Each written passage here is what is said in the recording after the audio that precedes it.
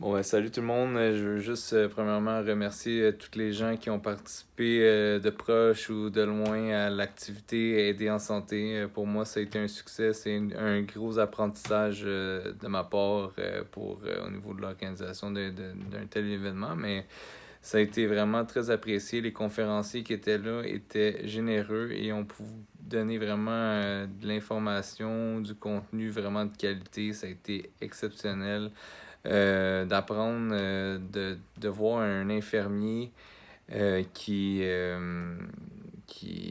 parti de rien, qui maintenant décharge le réseau public de 14 000 patients parce que les 14 000 patients s'en vont à ses cliniques. Dans le fond, il y en a deux cliniques qui ont vraiment un esprit de communauté pour aider les gens à avoir un service, une accessibilité au niveau des soins.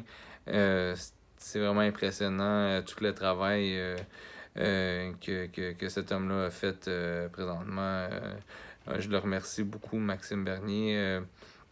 Si vous êtes de la Rive-Sud, je vous encourage fortement à aller à sa clinique Curaprime. Vous pouvez la retrouver sur Facebook. C'est une clinique d'infirmières. Fait que si vous avez des problèmes de santé, à la place d'attendre 3 heures, 3 heures, je suis un peu 75 heures à l'urgence, ben, téléphonez à sa clinique et il va pouvoir vous donner un rendez-vous. Alors, il y a aussi Marc-André Gagnon qui a pu nous parler de l'importance de l'intelligence émotionnelle. On sait que nos milieux de santé sont pas toujours faciles, qu'on vit souvent dans une culture du blâme. Et puis, il est venu nous expliquer un peu comment on peut utiliser l'intelligence émotionnelle pour passer à travers cette culture-là. Et puis, dans le fond, moi, ce qui m'intéresse le plus par rapport à ça, c'était vraiment toute l'énergie en arrière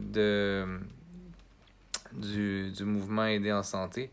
C'est de développer notre conscience de notre c'est sûr que le terme pleine conscience revient souvent, mais c'est vraiment, je pense, encore plus profond que ça. C'est au niveau de notre être, comment on peut se reconnecter à qui qu'on est et pouvoir développer une vision aussi forte que celle de Maxime qui a pu...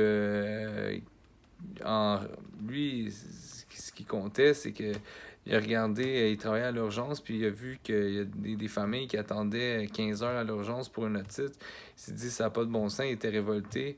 Et puis il a décidé d'agir. C'est exactement ça, aider en santé. Puis c'est exactement ça que moi, je veux promouvoir au niveau de mon mouvement. Alors, je vais faire des petites capsules durant les semaines qui s'en viennent. Puis j'ai un document qui s'en vient aussi que j'ai hâte de vous partager. Alors, restez à l'affût. Je vous souhaite une bonne journée.